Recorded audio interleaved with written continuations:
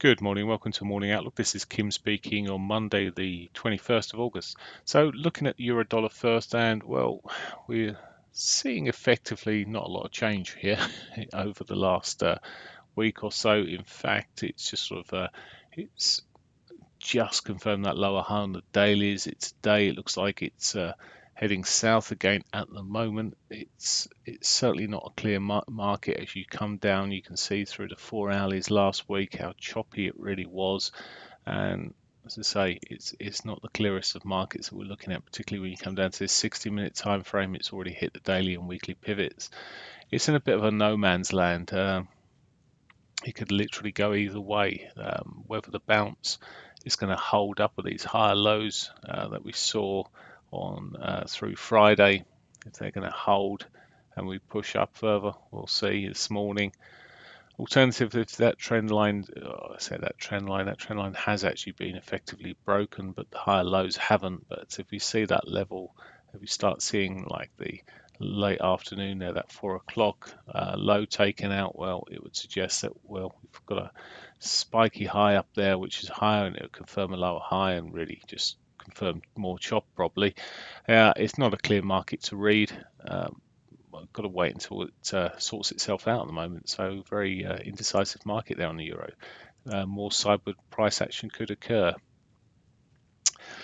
Pound is not particularly clear either, although it had a decent trend leading into Monday last week, and then well, Tuesday rather, and then Wednesday, Thursday, Friday just saw us chop along. We have got the weekly pivot above us, which may just draw price up at some point, but at the moment it looks weak. It's put a 4 hourly bar in, which looks weak, and it put a pivot swinger in previous hours in. It's now selling back off to this bundle of lows that are sitting around this 128, 45, 40, 45 area. If it starts breaking through that area, the S1 could well be on, and probably more downside. But it did seem to want to be bouncing off that sort of region before. Maybe it wants this S1. I say it wants, but maybe we'll get it selling off to the S1 and see a potential bounce there. If it starts breaking through this time, well, that could be a bit more downward trend that we'll see. Dollar yen, well, a bit more price action in the dollar yen. It's now, well, still looking a bit bearish, although there is a bit of sort of double divergence sitting across no, big pardon, just divergence of sorts. And on the RSI there, it's a bit bitty because it had come right the way up through past the 50 zone on the RSI there, so not absolutely clear. It does look like it's got potential continuation here in terms of the self. There is a weekly pivot not far above, which may yet cause a draw. And we've really got to wait to post 8 o'clock here and see what actually happens here. But it's just bouncing off the daily pivot at the moment. It may run up to that weekly pivot quite early. They often hit relatively early. Aside of that, then, I mean, there is the R1, but price action, it was quite easy last week. It was sort of lower highs majority of the time. We did get the reversal coming through late Friday there, and it rallied up quite strongly. Never managed to catch back to daily pivot, but it did push back. At the moment, we're sitting again a bit sort of no man's land. We've put a fractionally lower high in on the hourly basis there, but all in all, it's a wait and see. Aussie dollar,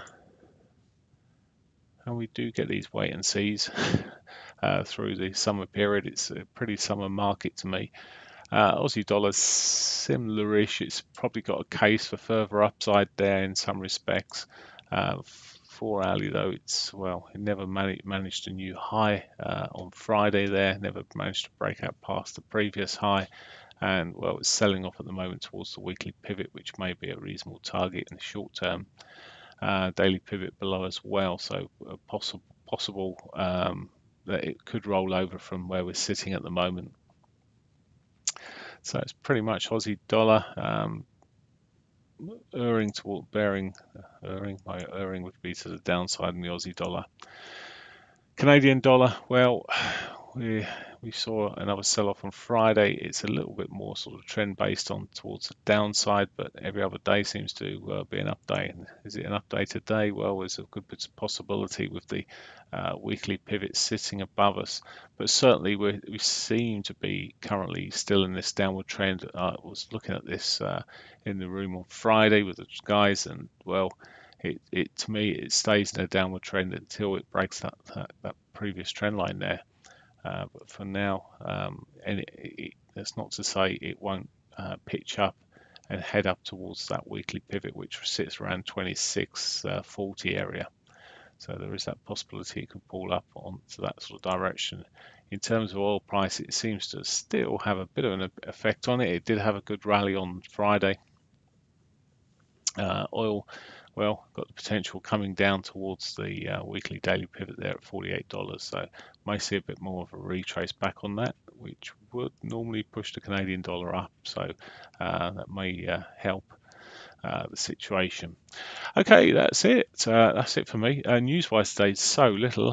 Wholesale sales in Canada at 1:30. I don't think we'll be sitting there around the screens watching that too intensely. Have a great day. I'll be back tomorrow. Bye for now.